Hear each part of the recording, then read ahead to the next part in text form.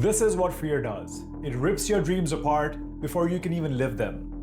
And in this video today, I'm going to teach you 5 ways through which you can kill fear before it kills your dreams. You want to learn how? Let's go. Well, first and foremost, let's understand what fear really is, because without this understanding, you won't be able to apply those 5 steps that I'm going to give you in a bit in this video. So fear is an emotion, just like any other emotion like joy, anger. Fear is also an emotion, but it's a negative emotion, and we often have a bit of a judgment about a negative emotion. We think having fear, being scared of something, is a wrong thing, is something bad.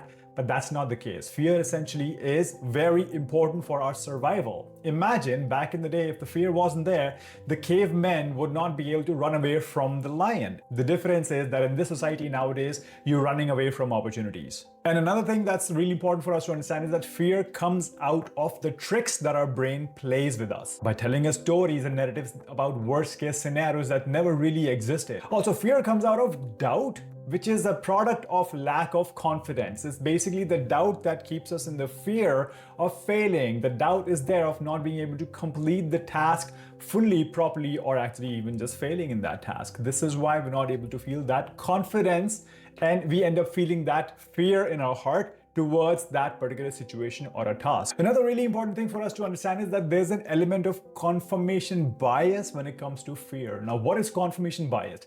Confirmation bias is that one moment where your brain tells you, hey, see, I told you so. It's this confirmation bias that is the reason behind your inability to see failures as lessons. It throws our brain in that kind of a misconception that one small failure in one area of life means that you are not good in several other areas also. And when you leave this thought unattended, it turns into an autopilot way of thinking that becomes a pattern later on, and that pattern becomes your identity, and you stay in that fear. You start getting scared of many things, because in that case, that's the identity that ends up feeling a lot of insecurity, and that insecurity is the one that stops you from evolving in life, which in a way keeps your brain stuck in a loop that you keep seeking comfort and stay stuck. So what do we do in this case? Well, first and foremost, ask yourself, do you want to keep feeling this fear? Do you want to stay in this pattern? Because an emotion is a pattern. So ask yourself, do you want to feel this again and again? And if the answer is no, well, the first thing you want to do in that case is reframe fear completely towards comfort, because that's the exact opposite of fear. Because if you pay attention, what is fear? How does it make you feel? Not just scared of something, it's a very uncomfortable feeling. In your energy, you're really uncomfortable. It's a deep sense of discomfort, like having goosebumps and not being able to breathe freely. These are the signs of being in a lot of deep emotional discomfort, and the exact opposite of that is comfort. That's why the opposite of fear is the word comfort. Comfort is connected to confidence, and confidence comes out of action.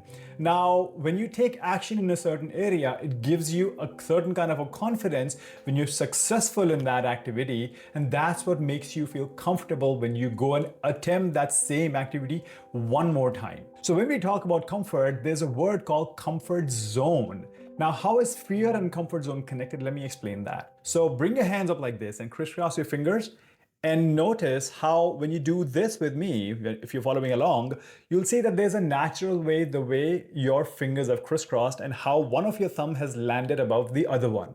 Now, for a few seconds, undo it and switch it, which means the thumb that was up, bring it down, and the other one, the one that was below, bring it up. And now pay attention. What's happening in this case, and feel the feeling in your hands. How does this make you feel?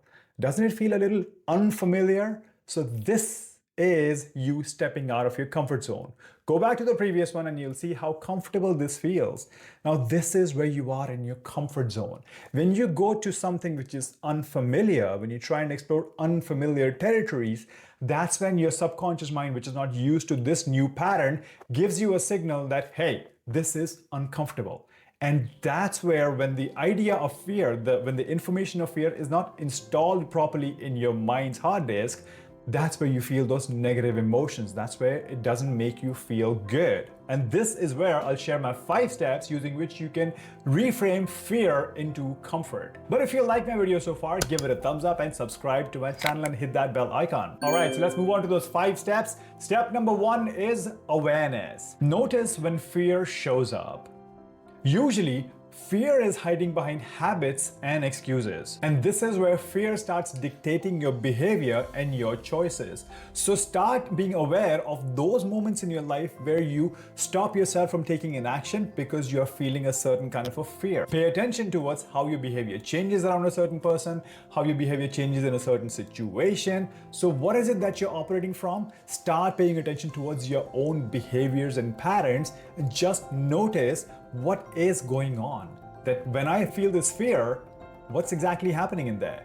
That takes us to step number 2, which is analysis. Ask yourself, where's this fear coming from? Now, the first step where you were noticing that you were feeling a bit of a fear, in this step, you start identifying the triggers of that fear. You start becoming more analytical towards that pattern of yours. You can ask yourself, is it old conditioning that's coming out, or is it a real danger? Because in a lot of cases, you can even see that there's a reason behind a certain fear. It could be society, it could be family, it could be parents, it could be friends, it could even be a work situation, whatever is there. So do a bit of an analysis, check as to what is the reason for you to feel that fear. And that takes us to step number 3, which is question. This is where you categorize the fear. Ask yourself these questions. What am I really scared of? Is it fear of judgment, fear of loss, fear of rejection, fear of evolution, fear of growth, fear of progress? What exactly is the fear that I'm feeling? So in this stage, you go a bit more deeper, one more deeper in the layer, and you start understanding the category in which that fear falls.